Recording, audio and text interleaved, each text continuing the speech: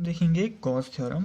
तो Gauss theorem की statement simple सी है। तो इसमें स्टेटमेंट ऐसे कुछ ऐसी है आपका कि अगर आपके पास कोई क्लोज्ड सरफेस है, उसका शेप कैसा भी हो सकता है, क्लोज होना चाहिए। ठीक है। तो अगर आपके पास कोई क्लोज सरफेस है और अगर उसके अंदर चार्ज भी मौजूद है, आपका कोई चार्ज अगर उसके अंदर है, तो ये बोलता है कि इस सरफेस से जो फ्लक्स आपका पास होगा, आपका इस सरफेस से जो इलेक्ट्रिक फ्लक्स पास होगा वो कितना होता है। आपका जो इलेक्ट्रिक फ्लक्स पास होता है वो सीधे हो जाता है आपका कितना, इसके अंदर जितना भी चार्ज है उसका 1/ε0 टाइम्स इतना हो जाता है आपका। तो ये है आपकी सिंपल सी गॉस थ्योरम की आपकी स्टेटमेंट। या तो आप ऐसे लिख सकते हैं या फिर ऐसे हो जाएगा। तो क्या कहा मैंने स्टेटमेंट कि अगर कोई क्लोज्ड सरफेस है, उससे जाने वाला, उससे लिंक्ड, उससे पास होने वाला जो फ्लक्स होता है वो कितना होता है आपका, अंदर जितना भी चार्ज है उसका 1/ε0 टाइम्स होता है आपका। ठीक है। तो इतना सी ये आपकी स्टेटमेंट है। अब क्लोज्ड सरफेस के बारे में थोड़ी सी बात, व्हाट इज क्लोज्ड सरफेस आपका। तो जैसे मैं एक देखो, मान लो मैंने ये बना दिया आपका, ये मैंने बनाया आपका एक स्क्वायर। ठीक है। स्क्वायर ये मैंने बना दिया आपका, इस साइड बराबर है, तो इसको देख के लग रहा है कि ये स्क्वायर क्लोज है, कि यहाँ पर भी बंद है, यहाँ भी बंद, यहाँ भी बंद। तो लेकिन ये नहीं होता है आपका। क्लोज सरफेस का मतलब होता है ना आपका, जैसे हमारा एक रूम होता है जिसमें ऊपर भी छत है, नीचे भी, इस तरीके से पूरा जो आपका आपका चारों तरफ से जो बंद होता है उसको बोलते हैं हम क्या, आपका एक क्लोज्ड सरफेस। जो चारों तरफ से एक बॉल होती है आपकी, स्पेरिकल बॉल, स्पेयर होता है, जैसे वो चारों तरफ से एक सिलेंडर है आपका, वो चारों तरफ से बंद है आपका, तो उस टाइप की सरफेस इसको क्या बोला जाता है आपका, क्लोज्ड सरफेस। खाली एक सिंपल सा स्क्वायर होगा, एक रेक्टेंगल बना दिया आपने, सर्कल बना दिया, तो ये चीज़ें आपकी नहीं होती हैं क्लोज सरफेस। क्लोज सरफेस मतलब जो चारों तरफ से आपका बंद है। ठीक है। तो अगर किसी क्लोज सरफेस मतलब कहने का मतलब क्लोज सरफेस से जाने वाला फ्लक्स कितना होगा आपका, इतना होगा आपका। सिंपल सी आपकी स्टेटमेंट है। इस स्टेटमेंट से ये भी पता चलता है आपको कि अगर किसी सरफेस के अंदर चार्ज नहीं है, अगर क्यू नहीं होगा, तो वहाँ से फ्लक्स भी पास नहीं होगा आपका। फ्लक्स जो टोटल वहाँ से जो फ्लक्स होगा वो भी कितना होगा आपका, 0। तो the net flux passes through या link through any closed surface is equal to इतना आपका। इस स्टेटमेंट को हम ऐसे भी लिखते हैं आपका कि phi E is equal to close integration of E dot D A is equal to Q/ε0। क्योंकि कल हमने फ्लक्स देखा था, इलेक्ट्रिक फ्लक्स हमने निकाला था, तो उसकी एक वैल्यू ये भी आई थी आपकी कि इंटीग्रेशन ई डी है। यहाँ क्लोज साइन इसलिए लगा रखा है, गोल इसलिए बना रखा है क्योंकि सरफेस क्लोज है आपका, तब हम यहाँ क्लोज्ड इंटीग्रेशन का यूज़ कर रहे होते हैं। तो कल हमने इलेक्ट्रिक फ्लक्स देखा था, वहाँ पर हमने ये इंटीग्रेशन वाला देखा था कि अगर कभी कोई सरफेस ऐसा इरेग्युलर होता है आप लोगों का, या जिसके परपेंडिकुलर अलग अलग जगह एरिया वेक्टर्स की जो डायरेक्शन होती है वो लगातार चेंज हो रही होती है, तो उस टाइम हम ऐसा करते हैं करके। ठीक है। तो ये है आपकी थ्योरम। तो थ्योरम की स्टेटमेंट याद रखनी है, बहुत important exam point of view से। अब आते हैं आपके इसके प्रूफ में आपका। तो सिंपल सा आपका प्रूफ है। तो प्रूफ करने के लिए मान लेते हैं हम एक sphere, let us consider a sphere. Sphere, ठीक है, जो चारों तरफ से एक बॉल टाइप की, let us consider a sphere जिसका जो सेंटर है वो ओ है, और इस सेंटर में चार्ज कितना है आपका, +Q। ठीक है। इसकी जो रेडियस है वो कितनी मान ली मैंने, R। ठीक है। तो let us consider a sphere having charge Q on its centre and its radius is R। और एक छोटा सा एरिया एलिमेंट ले लेता हूँ, एक छोटा सा ले लेता हूँ मैं एक एलिमेंट। ठीक है। ये छोटा सा एरिया एलिमेंट P पॉइंट पर, ये P पॉइंट है आपका। ठीक है। अब P पॉइंट पर जो मैंने एरिया वेक्टर लिखा है, इसका एरिया वेक्टर कहाँ को जाएगा, ये तो मैंने एरिया ले रखा है, अब इसका एरिया वेक्टर कहाँ को जाएगा। एरिया वेक्टर क्या होता था, उसका परपेंडिकुलर ना, तो यहाँ से मैंने परपेंडिकुलर ड्रॉ कर दिया, तो ये हो गया आपका एरिया वेक्टर DA। ठीक हो गया, इतने में कोई दिक्कत नहीं। अब एक और चीज़, ये चार्ज +Q है। हमने जब इलेक्ट्रिक फील्ड लाइंस पढ़ी थी तब वहाँ मैंने बहुत अच्छे से बताया था, अगर आपके पास +Q चार्ज होता है तो उनसे जो इलेक्ट्रिक फील्ड लाइंस निकलती हैं वो ऐसी होती हैं, एकदम सरफेस के परपेंडिकुलर, रेडियली आउटवर्ड आपका ये ऐसे करके निकलती हैं। तो सिमिलरली वैसे ही यहाँ पर +Q चार्ज है, तो इधर पर इलेक्ट्रिक फील्ड लाइन कहाँ को होगी, या मैं ये कहूँ नॉर्मली कि इलेक्ट्रिक फील्ड कहाँ को होगा, इस पॉइंट पर।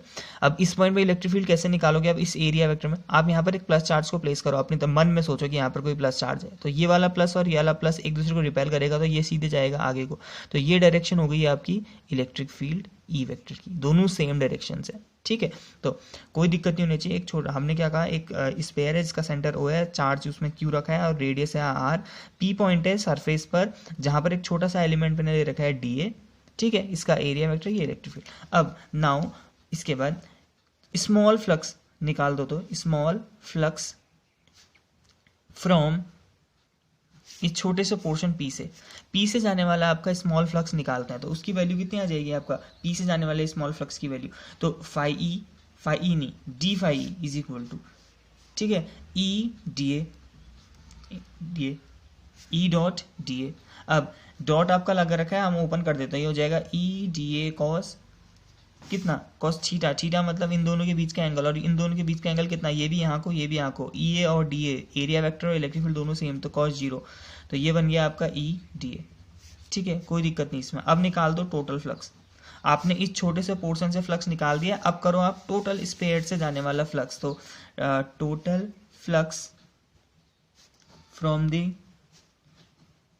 स्पेयर, तो पूरे स्पेयर से जाने वाला जो फ्लक्स हो जाएगा वो कितना हो जाएगा, phi E is equal to close integration E D A, क्योंकि स्पेयर आपका क्लोज होता है आपका, तो इंटीग्रेशन भी आपका क्लोज, इतना ठीक हो जाएगा। अब यहाँ पर से ई बाहर आ गया, क्लोज इंटीग्रेशन डी ए। अब इस क्लोज इंटीग्रेशन डी ए का मतलब क्या हो जाएगा वो देखते हैं। Since close integration D A, देखो डी ए का मतलब तो ये छोटा सा एरिया है, क्लोज इंटीग्रेशन का मतलब होता है एडिशन, एडिशन मतलब आपका ये छोटे छोटे पोर्शंस को अगर आप ऐड कर दो, जैसे यहाँ पर एक छोटा पोर्शन, इसके बगल में ये छोटा सा और होता होगा, यहाँ पर और, इसके बगल में और, ये और, तो अगर आप इन सबको जोड़ते जाओगे तो ये था स्पेयर ना आपका, तो स्पेयर के बाहर के छोटे छोटे पोर्शंस को जोड़ते जाओगे तो क्या बन जाएगा, सरफेस एरिया ऑफ स्पेयर बनेगा, नहीं बनेगा, सरफेस एरिया ऑफ स्पेयर बन जाएगा। और सरफेस एरिया ऑफ स्पेयर कितना होता है आपका, 4 पाई आर स्क्वायर, ठीक हो जाएगा, तो कोई दिक्कत नहीं आपका। तो यहाँ पर मैं वैल्यू प्लेस कर देता हूँ, पुट कर देता हूँ, तो ये हो जाएगा E into 4 pi R square, तो कोई दिक्कत नहीं आपका। इसको कहता हूँ मैं इक्वेशन नंबर 1।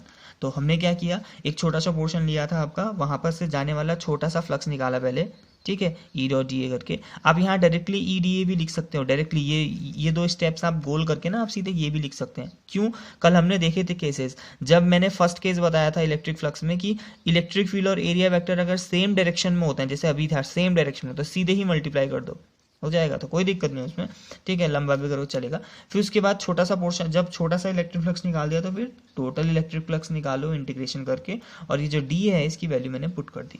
तो अब नाउ इलेक्ट्रिक फील्ड की वैल्यू देखते हैं आपका। देखो ये चार्ज यहाँ पर रखा है और इधर पर इलेक्ट्रिक फील्ड ई है, ठीक है, इस ई की वैल्यू कितनी होगी आपका वो देखते हैं। तो हमने एक बहुत पहले पढ़ा था आपका कि अगर कहीं पर चार्ज होता है क्यू और उसकी यहाँ पर से डिस्टेंस है ये आर, तो इस पॉइंट पे इलेक्ट्रिक फील्ड का फॉर्मूला होता है आपका 1/4 pi epsilon nought Q by R square. तो हमने इतना देखा था, तो वो वैल्यूज अब यहाँ पर रखते हैं आपका, लिखोगे आप लोग इलेक्ट्रिक फील्ड एट पी, तो वो हो जाएगा E is equal to 1/4 pi epsilon nought Q by R square. तो ये वैल्यू को क्या करो ना आप यहाँ पर प्लेस कर दो, सो फ्रॉम इक्वेशन 1 कर दो, फ्रॉम इक्वेशन 1, तो ये बन जाएगा आपका phi E is equal to 1/4 pi E की जगह ये ई था आपका, तो इस ई की जगह ये पूरा रख देते हैं आपका Q upon R square multiply by 4 pi R square. तो यहाँ पर से चीज़ें कटेंगी, 4 पाई से 4 पाई, आर स्क्वायर से आर स्क्वायर, तो phi E is equal to कितना आ गया, फाई इज इक्वल टू आ गया क्यू अपॉन ये एप्सिलॉन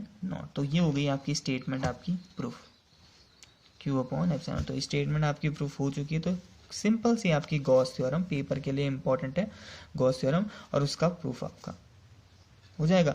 अब अगर आपको इसमें कोई दिक्कत नहीं है आपका, तो कुछ चीज़ें जो आपको याद रखनी है आपका, कि अगर कोई सरफेस होता है आपका, तो अगर कोई सरफेस है उसमें अगर उस सरफेस, कहने का मतलब अगर उस सरफेस के अंदर अगर आपका फ्लक्स, मतलब फ्लक्स अगर आ रहा है, जैसे इलेक्ट्रिक फील्ड लाइंस अगर अंदर को आ रही हैं, तो अंदर को आने वाली जो फील्ड लाइंस होती हैं इनको हम पॉजिटिव नेगेटिव लेते हैं आपका। अंदर अगर आ रही है तो क्या लेते हैं हम इनको, नेगेटिव, और अगर यहाँ से बाहर को जा रही हैं सरफेस से बाहर को, तो उसको लेते हैं हम पॉजिटिव। अब आप पूछेंगे क्यों लेते हैं, तो इसलिए लेते हैं क्योंकि देखो अगर किसी बॉडी के अंदर नेगेटिव चार्ज होता है ना आपका, ये देखो अगर नेगेटिव चार्ज होता है तो ये क्या करता है, इलेक्ट्रिक फील्ड लाइंस नेगेटिव के लिए अंदर को आती हैं, आपका यहाँ पर खत्म होती हैं। हमने जब इलेक्ट्रिक फील्ड लाइन पढ़ा था तब उसमें प्रॉपर्टीज देखी थी हमने कि नेगेटिव जब होगा तो वहाँ को आती हैं आपका, जबकि पॉजिटिव चार्ज अगर होता है तो वहाँ से दूर को जाती हैं।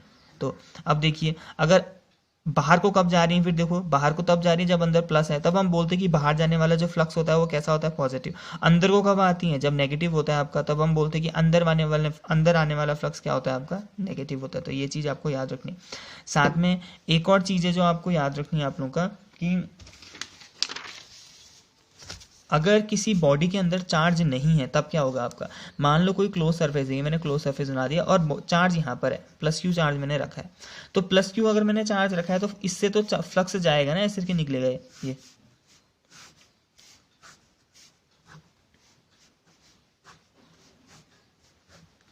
तो इससे तो फ्लक्स निकला आपका, इससे तो इलेक्ट्रिक फील्ड लाइंस निकल रही हैं आपका। मैंने क्लोज सरफेस बना रखा है यहाँ पर, ये एक बॉल है आपका, तो इसमें देखो इस पॉइंट पर दो लाइंस, इस पॉइंट पर लाइन अंदर को आ रही है और यहाँ पर भी आ रही है इलेक्ट्रिक फील्ड लाइंस अंदर को, तो दो लाइन अंदर आई और दो लाइन बाहर गई। अब आने वाली अगर कोई लाइन होती है आपका, इलेक्ट्रिक फील्ड लाइन जो अंदर को आ रही होती है, इलेक्ट्रिक फ्लक्स जो अंदर को आ रहा होता है उसको हम लेते हैं नेगेटिव, वाइल जो बाहर को जा रहा होता है उसको लेते हैं हम पॉजिटिव। तो दो अंदर को आया, दो बाहर को गया, तो ओवरऑल कितना हो जाएगा, जीरो। तब हम बोलते हैं कि अगर किसी सरफेस के अंदर चार्ज नहीं है तो उससे फ्लक्स भी नहीं जाएगा, या सरफेस के बाहर अगर कोई चार्ज है तो उस सरफेस से क्या, क्लोज्ड सरफेस की बात है, अगर किसी क्लोज सरफेस के बाहर चार्ज है, अंदर बिल्कुल भी नहीं है, तो तब भी आपका क्या होगा, उससे फ्लक्स नहीं जाएगा, आपका टोटल फ्लक्स नहीं होगा उसके उससे लिंक्ड। ठीक है, तो ये कुछ है।